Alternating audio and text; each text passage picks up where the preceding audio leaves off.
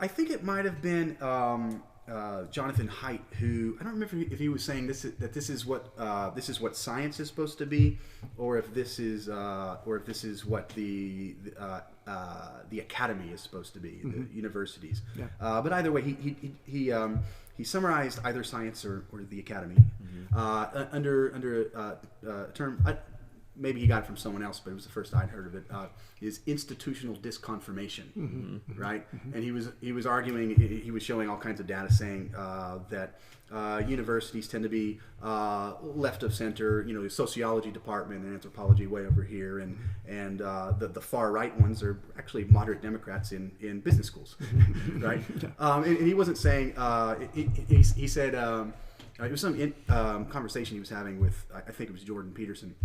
And he says, now when I say this, people say, what are you saying, that we need neo-Nazis? He said, no. He said, clearly we don't. What we need is people saying, but guys, right, so climate change might be a real thing, and it might be the fact that indeed humans are a primary cause of it, but maybe the way in which you're setting out to deal with that particular problem doesn't achieve your own ends, or everything comes in trade-offs. Maybe you're getting more of the negative than you might be able to achieve. Right? That kind of thing. Yep. And when you have again, you want institutional disconfirmation. Yes. Not only in the academy, but really in life. We want anti-fragile human beings that there's a.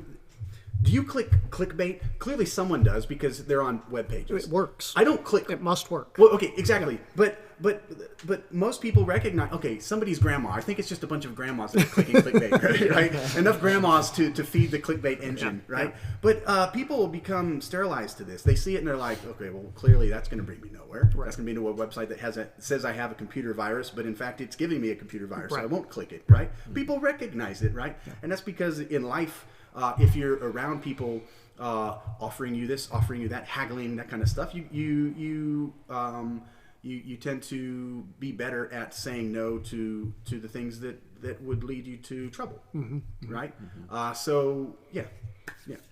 So that actually, I'm glad that you used a couple of the words that you just used, because disconfirmation is incredibly important, and it's been so. Maybe if I think about it while I'm talking, I'll come up with. I'll remind myself. It's been a while since I've read Anti-Fragile, even though it's one of my favorite books. Yeah, it's a great book. So Nicholas Taleb. Yeah. Taleb's one of my favorite authors for a number of different reasons, but it's. And somewhere I was on a thread and somebody said you should read Anti-Fragile every year. I definitely don't do that, but but it is a good book, and it's been a while since I've read it. Maybe I should make that my New Year's resolution. Anyway, disconfirmation, though, really, really important. And as I do so often, I'm going to make jiu-jitsu analogies to that, and jiu-jitsu, mixed martial arts in general with that, okay? So if you have a theory in the martial arts world, you can now, there's an environment now where you can test that theory, okay? You can confirm or disconfirm the efficacy of what you're saying or what you think is the case. Whether it's overall the case, this is a better way of fighting in general, or applying a certain move.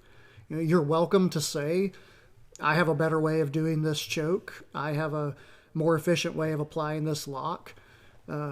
I know how to train people in striking in a better way. You're welcome to say that, but all of the talking doesn't really matter if it can be disconfirmed in the environments that we have to test it. Back to competition. Yeah. So competition, without the competition, yes. If you don't allow competition, and you say, no, we can't do that, because for whatever reason, we won't allow that clash of ideas, the testing of ideas, because we can't stand the results of the disconfirmation. We can't stomach the outcome of disconfirmation because we won't tolerate that. Then what we're saying is that we're okay in the end. That's the intolerance of tolerance or excessive tolerance, is that you're actually saying that you're okay with everything, that